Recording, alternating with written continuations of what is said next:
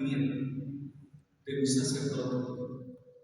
Y seguramente hay sacerdotes jóvenes que ya alcanzaron un nivel grande de sabiduría, que aman su vocación y son capaces de amar a otros sacerdotes y de ayudarlos sinceramente. Pero creo que la mayoría son sacerdotes viejos, con canas o sin pelo, y que han dado todo por Cristo, y que han estado en las verdes y las maduras, y que aprendieron a ser sacerdotes no en el seminario.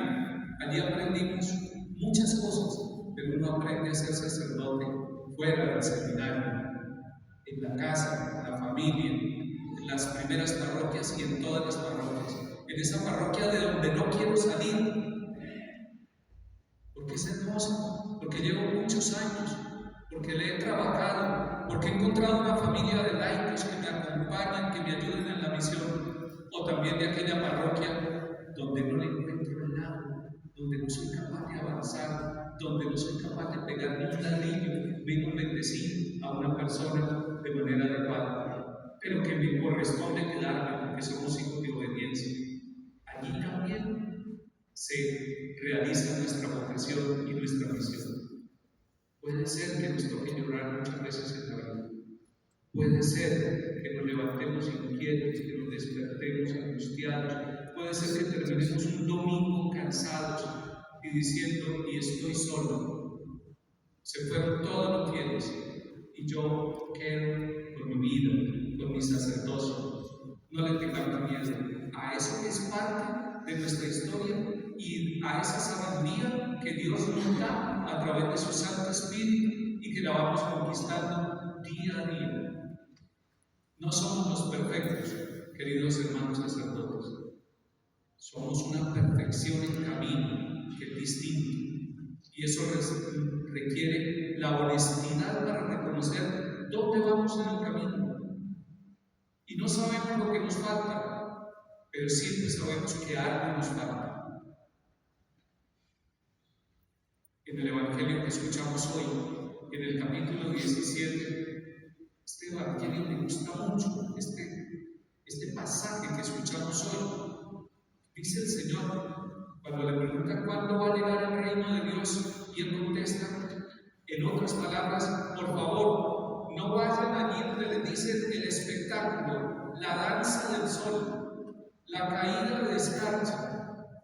No vayan por ese lado. No vayan por esos espectáculos.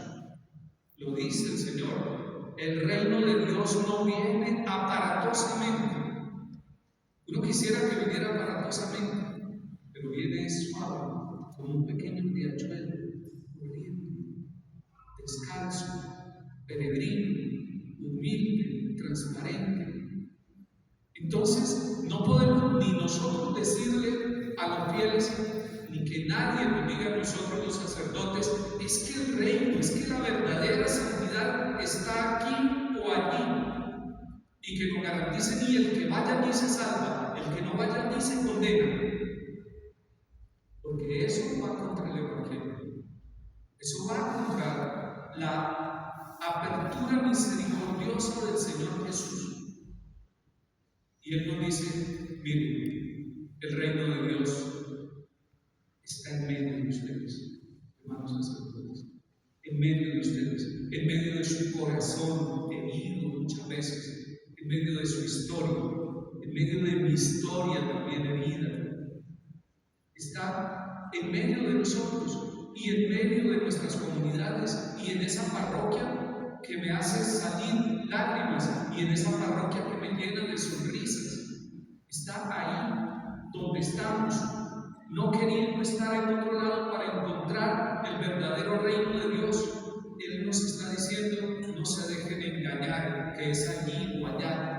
No es en lugares, propiamente, aunque hay lugares sagrados para que nosotros reforcemos nuestra vida espiritual y nuestro discipulado, pero el Señor Jesús dijo, los verdaderos adoradores del Padre adorarán en espíritu y en verdad, no en un monte cualquiera.